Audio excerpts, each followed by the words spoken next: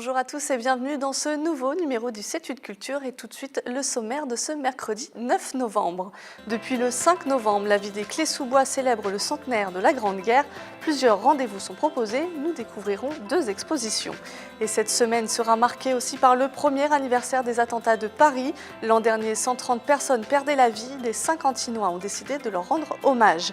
Le week-end dernier, Bois d'Arcy organisait la 2e édition de son festival sur la bande-annonce. Nous ferons un retour sur cette soirée.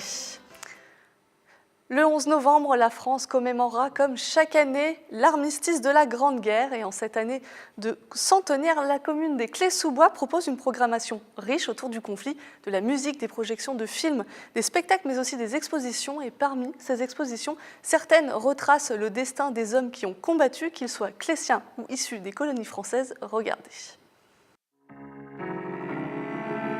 Ils s'appelaient Jean, Marius Louis ou encore Pierre-Marie et ont participé à la Grande Guerre.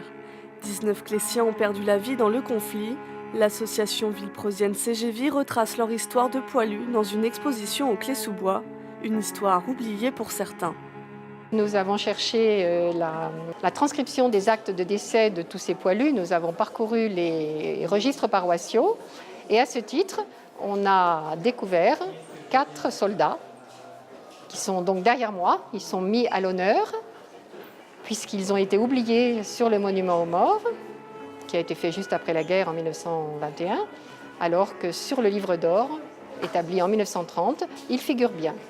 Ils étaient tous quasiment agriculteurs et ils ont vécu la vie de tous les poilus de France et d'ailleurs. Des Clésiens, des Français ont combattu, mais pas seulement. Parmi les troupes, des soldats issus des colonies de l'Hexagone. Leur nombre réel est discuté par les historiens. L'exposition Ensemble présente la place qu'ils occupaient dans les rangs français. On parle souvent des poilus, on a parlé aussi un petit peu des tirailleurs sénégalais, qu'on appelle tirailleurs sénégalais, mais qui regroupaient en fait tous les combattants de l'Afrique noire. Voilà, mais il faut associer bien sûr les zouaves du Maghreb, tous les combattants asiatiques qui ont été aussi beaucoup utilisés pour construire nos routes, nos chemins de fer, voilà, qui ont été aussi utilisés sur le front.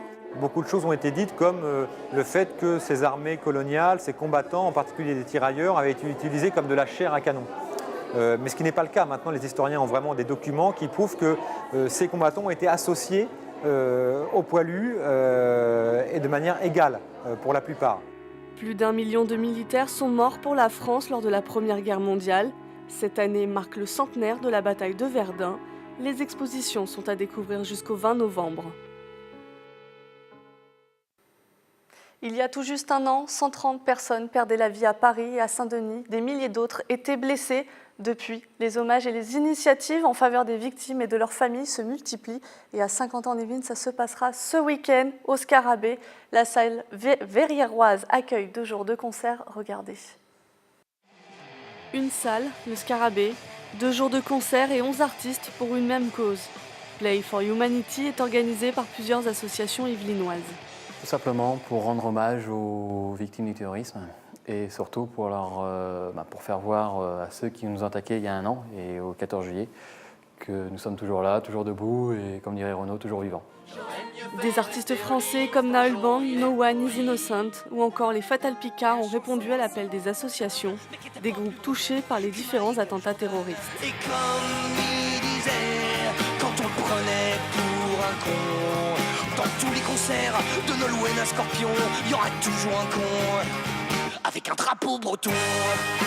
Ils ont perdu leur ingé lumière et ingé son, donc qui était au Bataclan, Madame Jardin.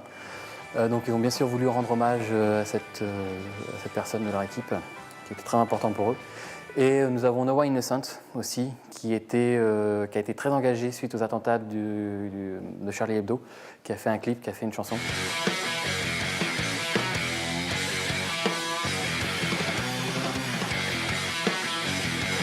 Tous les bénéfices de ces différents concerts seront reversés à l'association aux victimes du terrorisme.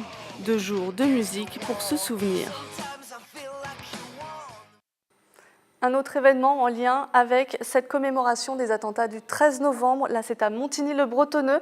25 artistes, photographes, peintres, graphistes se rassemblent. Certains sont professionnels, d'autres amateurs. Leurs œuvres seront mises à la vente et tous les bénéfices iront à l'association 13 11 15. Écoutez Stéphanie Lavaux, elle est à l'origine de cette exposition. Comme beaucoup de personnes, je me suis sentie impuissante et en colère et je voulais vraiment aider les victimes de ces attaques. Mais voilà, je ne savais pas quoi faire, je ne savais pas comment m'y prendre. Et du coup est née cette idée d'organiser une exposition de vente d'art caritatif donc pour aider ces victimes.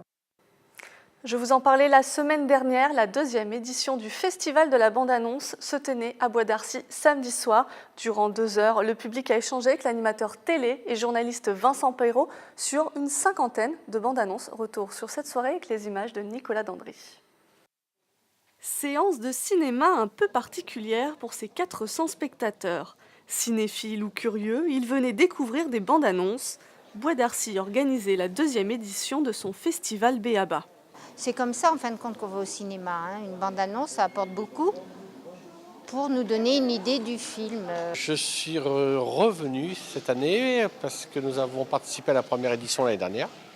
On a beaucoup aimé, on a trouvé que c'était vraiment sympa, instructif. C'est très plaisant de revoir des annonces de films anciens et surtout des bandes annonces qu'on n'a jamais vues.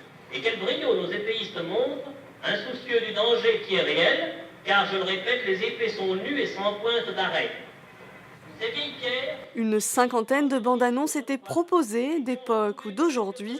Western, course automobile, comédie ou encore film romantique, une sélection réalisée par Le Parrain. Ce qui est amusant, c'est que depuis la première édition de l'an passé, je ne vois plus les bandes annonces tout à fait de la même façon, c'est-à-dire simplement à titre personnel.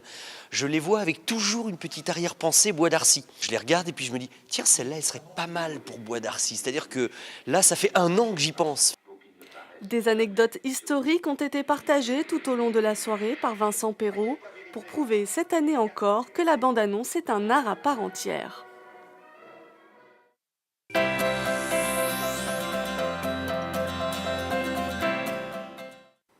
Cette semaine, le professionnel du cinéma qui nous donne son coup de cœur, c'est Marilyn Pou des Yeux d'Elsa de Saint-Cyr-l'École. Écoutez. Bonjour, ce mois-ci au cinéma Les Yeux d'Elsa, 2 événements, 2 coups de cœur avec une ciné-rencontre autour du film Une vérité qui dérange, une ciné-rencontre organisée avec Alternatiba et une ciné-rencontre également le 25 novembre avec le film Réparer les vivants, le très beau film de Catel qui les verrait. Alors pour le premier événement, Une vérité qui dérange avec Alternatiba, nous allons recevoir Gilles Rammstein.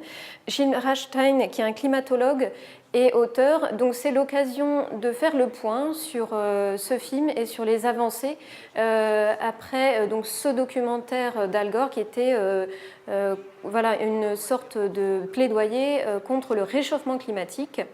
Donc l'occasion de faire le point avec Gilles Rammstein le 19 novembre. C'est notre survie qui est en jeu. Ensuite, le deuxième événement, c'est le 25 novembre avec Réparer les vivants.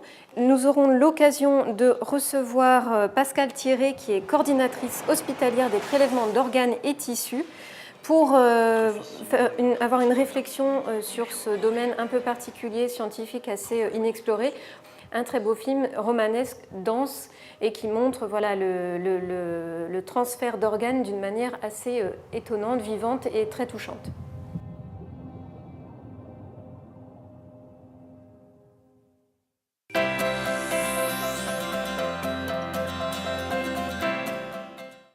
Et comme chaque semaine, on termine notre magazine avec l'agenda culturel. On prend d'abord la direction de Plaisir et du théâtre Espace Coluche. Ce jeudi 10 novembre, vous pourrez découvrir l'histoire de Brian et Tom. Ils veulent vivre leur amour au sein de l'église, mais se heurtent au refus du père Raymond. On regarde un extrait. Être pianiste, c'est vraiment une vocation. Être gay, c'est... Un fait, un simple fait. Simple pour qui? J'aime l'église. Et je suis amoureux de Brian. Et je crois à l'obéissance, mon père. Je trouve qu'il y a quelque chose d'humble et d'héroïque à obéir, pas vous?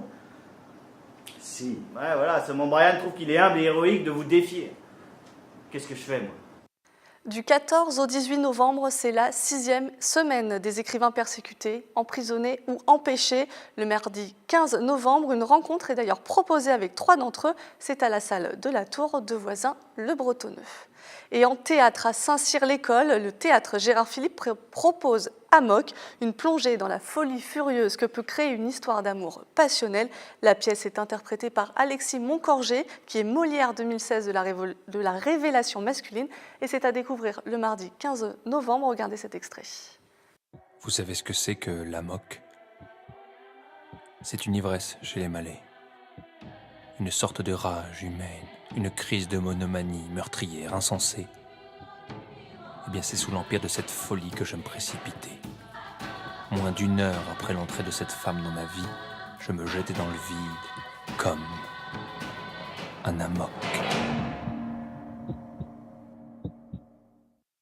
L'an dernier, le thème était l'environnement. Cette année, c'est le sport. Le festival Saint-Quentin revient. 4 jours pour découvrir des documentaires autour de la thématique du sport. Des animations sont aussi proposées. Le festival débute avec un documentaire sur Teddy Riner le jeudi 17 novembre. Regardez un extrait. Moi, je suis quelqu'un, j'ai pas le droit de perdre, je vous le dis. De par mon statut, de par ce que j'ai fait par le passé, j'ai pas le droit. Je suis né en Guadeloupe le 7 avril 1989. Ma maman et mon papa, ils ont pris l'avion et ils sont venus en France.